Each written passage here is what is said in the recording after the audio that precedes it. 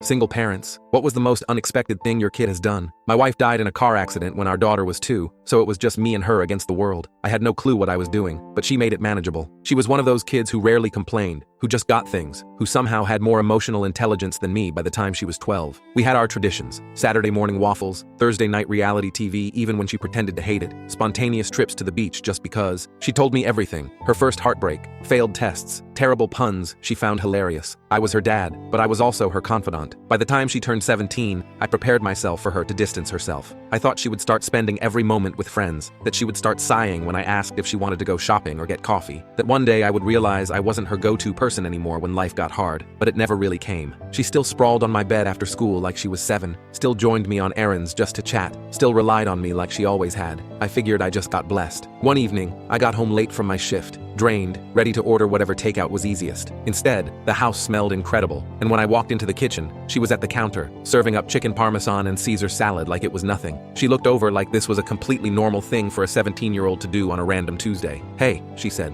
"you looked exhausted this morning, so I figured you'd be too wiped to cook." I set my purse down, stunned. "Since when do you know how to make chicken parmesan?" She shrugged, placing a plate in front of me. "Food Network. You always make dinner. Figured I should return the favor at least once." I sat down and took a bite. It was incredible, better than mine. After we finished, I leaned back in my chair, satisfied and relaxed, feeling the stress from the day start to fade. She was watching me, nervous, like she was gathering courage to say something. "What?" I asked. She paused, then tucked her hair behind her ear. "I know you don't like discussing it, but I researched tuition costs last month." I tensed, surprised. "Why?"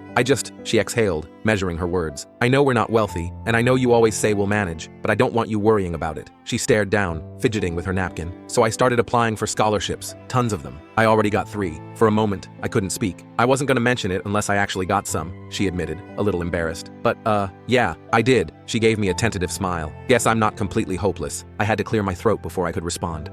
How much?" "Not full coverage or anything, but enough to make a difference. I'll keep applying. I know you'd never ask me to, but I don't want you killing yourself over this." That was the moment I realized she wasn't a child anymore. She noticed things I thought I was concealing: the fatigue, the way I budgeted when I thought she wasn't watching, the way I always told her not to stress about finances because I wanted her to just be a teenager. I felt something squeeze in my chest, and for a moment, I wasn't sure what to say. So I did what I always did when words failed me. I reached over and squeezed her hand, muttering, "Damn kid," making me cry over dinner. She laughed, but I saw the relief in her expression, like she had been afraid I would be upset, like she didn't just do something amazing. I pulled her into a hug, one of those tight ones, the kind that communicated everything I couldn't articulate. "I'm proud of you," I told her. "You know that, right?" She groaned, pretending to pull away. Yeah, but she was beaming.